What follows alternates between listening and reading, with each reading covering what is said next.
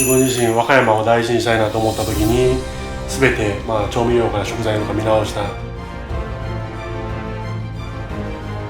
その地元の風土っていうことは大切だと思います。でやっぱりその文化をやっぱり大事にして伝えていきたい。作るからにはいいものを作って、そういうお客さんが喜んでもらえたり、作ってる中ではやっぱり一番いいものを作りたい。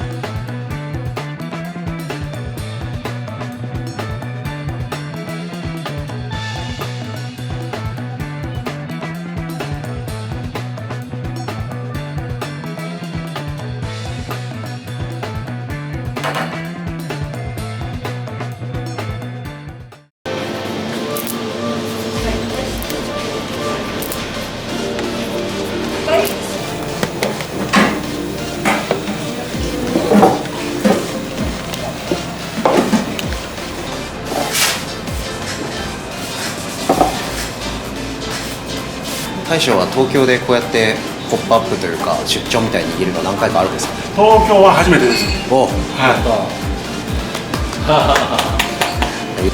車で片道何時間9時間かかりました。9時間かけて来ていただいて夜逃げぐらいの荷物できました。そうっすよね、相当な量をおかみさんとお二人で、いやなんかこのお二人を東京で見えるのがすごい新鮮ですなんかどんな気分ですか？今1回転目始まる前ですけど。ワクワクですね。ワクワク楽しみにしてます。よろしくお願いします。お願いします。和歌山県の魚半分、タウ県産半分ぐらいの割合でさせてもらってるんですけど、今日はほぼ9割ぐらい、お米から始まってお酢ももちろんお醤油で、魚で野菜も、ほぼ全て和歌山県産かもしくはちょっと瀬戸内産でそれさせてもらってます。今日も和歌山旅行来た気分で、で結構食材産地の説明ちょっと長いかもしれないですけど頑張って覚えて帰ってくださいはい、ではよろしくお願いします。大体コースに合わせて12種類、全部飲んで大体2合ずつぐらいの量で提供させていただきますので、飲みたい方はおかわり言っていただいて大丈夫です。あとどぶろくはこの兜町で醸造、このお店が兜町のどぶろく醸造なんですけど、ここで作ったどぶろくをお出しします。よろしくお願いします。お願いします。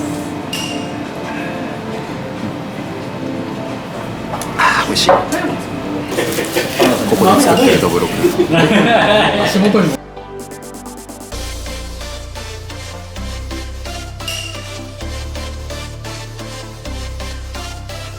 アワビですね、紀南地方のアワビと薄いエンドウを使った川蒸しです。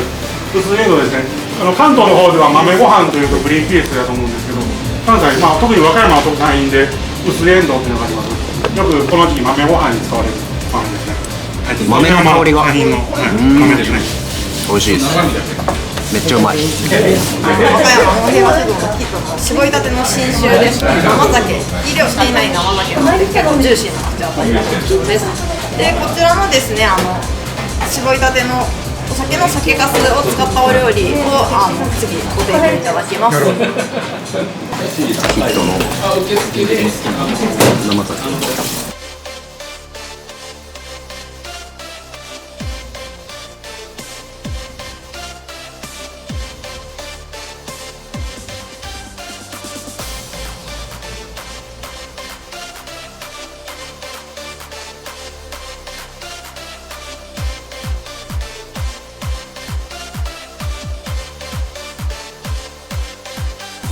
水が9月入ってます。サワラですね、サワラをさっきの今飲んでもらってるお酒の絞ったカスで、カスとで和歌山の白味噌ですね、と一緒に合わせてます。上がフィンガーライムという柑橘ですね。はい、これは和歌山稲美町というところで作ってます。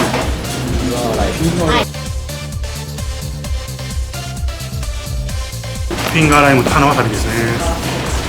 あ、花わさびもこれ今和歌山実はわさび発祥の地でして、大きく分けてわさびって2種類あるんですけど、全体緑色のダルマシュっていうわさびと、で上が紫色のマズマシュってあるんですけど、でその高級わさびと言われてるマズマシュが和歌山、もともと稲美町にマズマ村という村がありまして、そこ発祥のわさびなんでマズマわさびと言います。説明は大将の町で同じさつまいもの独特だということで、うわー、面白い。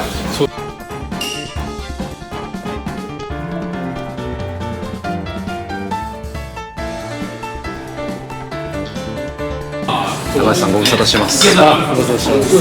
おかみさんもお久しぶりです。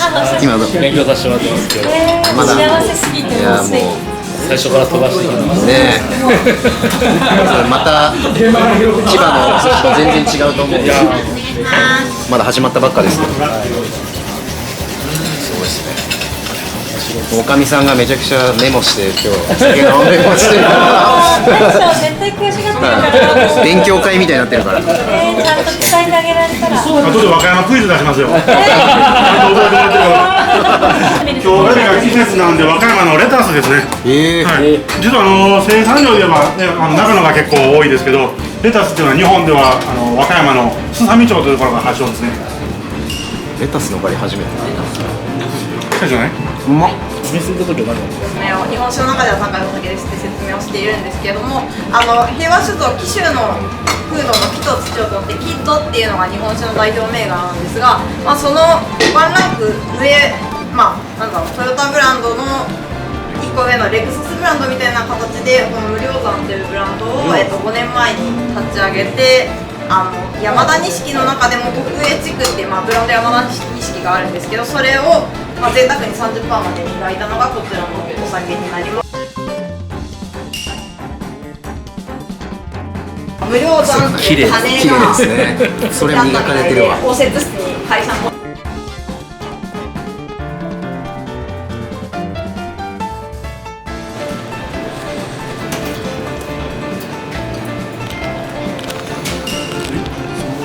赤いか。香川県の手島というところで作ってる完全天日のお塩ですね。ご夫婦2人で塩作りされてます。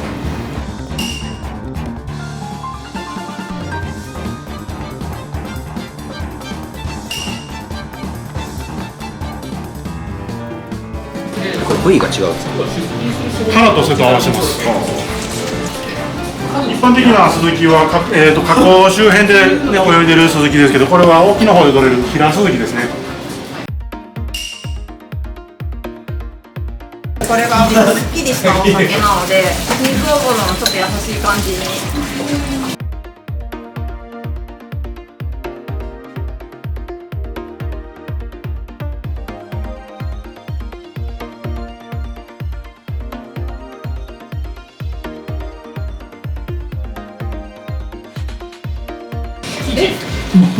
うまいっすよね。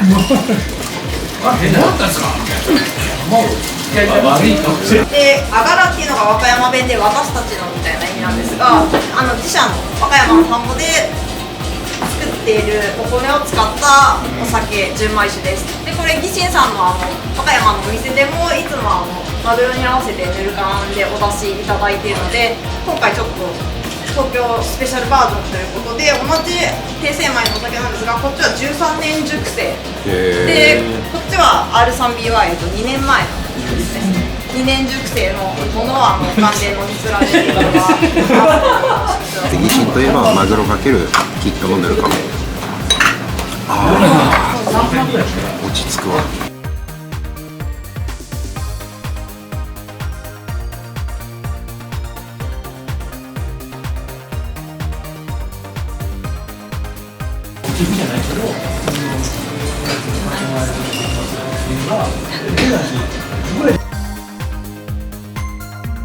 つるつる。中トロの漬けです。ト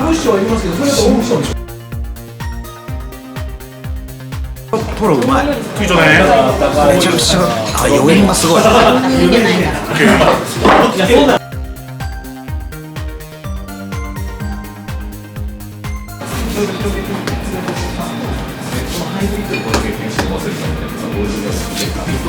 タイの笹寿司と、足赤エビの笹寿司ですね。これを東京で食べるの嬉しいな。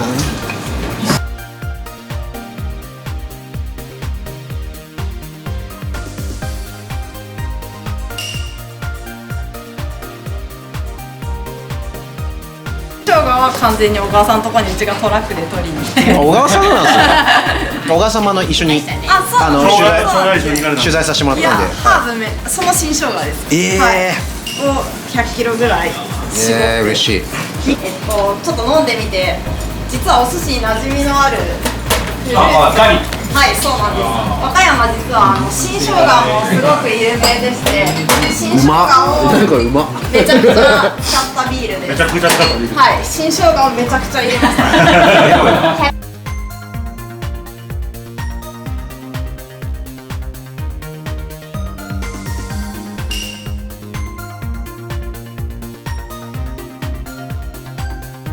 これシャリはしいたけ。椎茸と炊いた椎茸と海苔と入ってますね。うまっ。味噌頭がうまっ。なんか色気がすごいこの。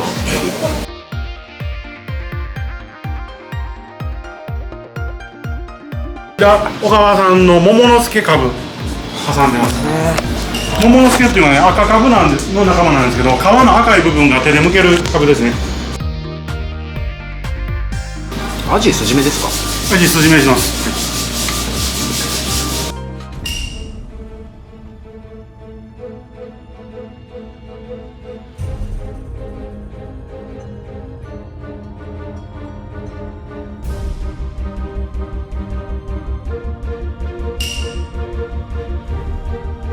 次ですね、タチウオですね。タチウオの蒸し寿司です。蒸し寿司という、冬の大阪料理ですね。で、上が金山寺味噌ですね。お醤油の元になったと言われている金山寺味噌ですね。調味料でなくて食べる味噌です。お醤油はこの中国から伝わったこの金山寺味噌ですね。お味噌麹の中に野菜を7種類つけるんですよ。で、つけてるとその上に水分が上がってくるんですけど、その水分がたまり醤油の発祥やと言われてます。器もあったかいな。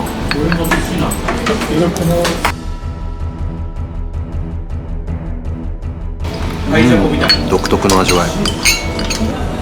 維新のしいたけといえば維新しいたけ。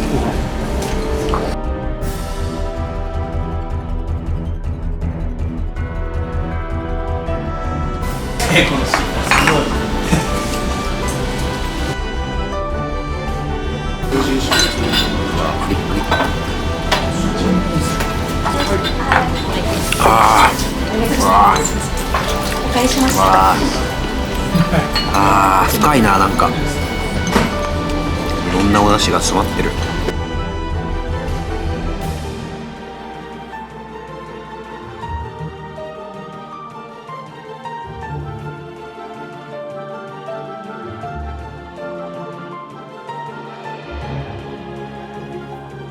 行っていいよみたいな感じで乗れます。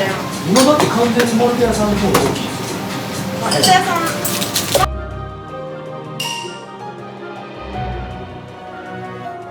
なんでかんぴょうのみじゃなくて山菜も入れたんですか。今の時期美味しいんで、はい、そのままです。スルメという梅酒のコシの商品があるんですが、その中でもこれ中田秀俊さんとコラボして作ったというか、ヘリテージの中田さんが選んだブレンドで作った梅酒になります。で、通常のフルーツ類よりもやっぱりとろっとしたテクスチャーだったり濃さがあって、甘みも酸味もやっぱり今まで日本酒ずっと飲んでいただいてたんですけど、まだ違うそのフルーツの甘みや酸味感じていただけると思うので、ぜひ締めにお楽しみください。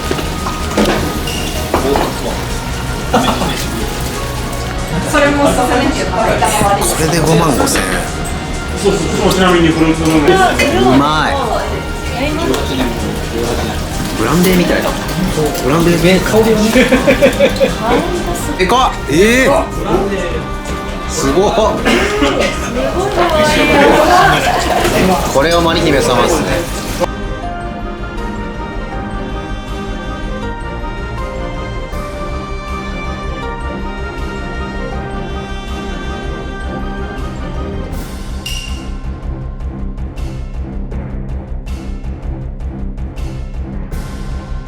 いちごの音、うますぎる。10年前で多分80後半だったんで。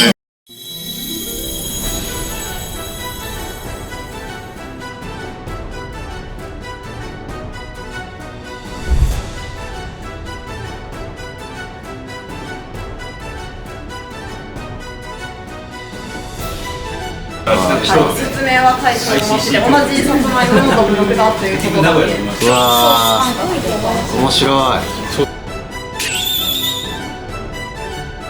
南丹光姫という芋ですね。串本町というのは本州最南端の町になります。本州最南端の蜜芋で南丹光姫ですね。低温で1時間ゆっくり焼いたものです。上がカラスミも塩分少なめで半生で作ってますんで、よかったら芋とカラスミ合わせてどうぞ。カラスミで。芋とカラスミなんて食べたことない。すごい。串本町は本州最南端っていうだけあって、和歌山市からでも3時間ぐらい車でかかる町です。和歌山結構縦に大きいんですよ。うわ、美味しい。これすごい。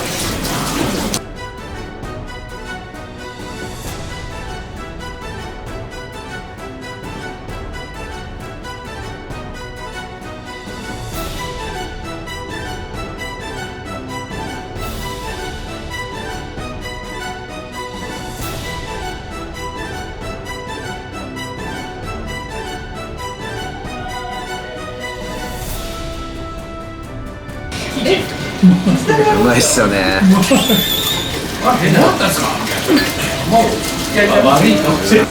うますぎるって。卵黄を酢と砂糖で味付けして、で湯煎で練って、で裏ごしたものですね。やばい。やばい。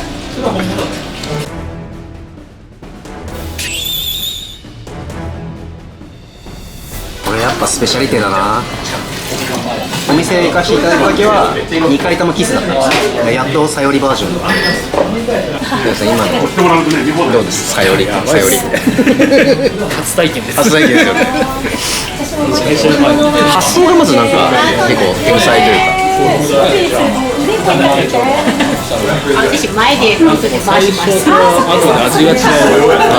最初にもうやってるないです。そう勉強になりますよね。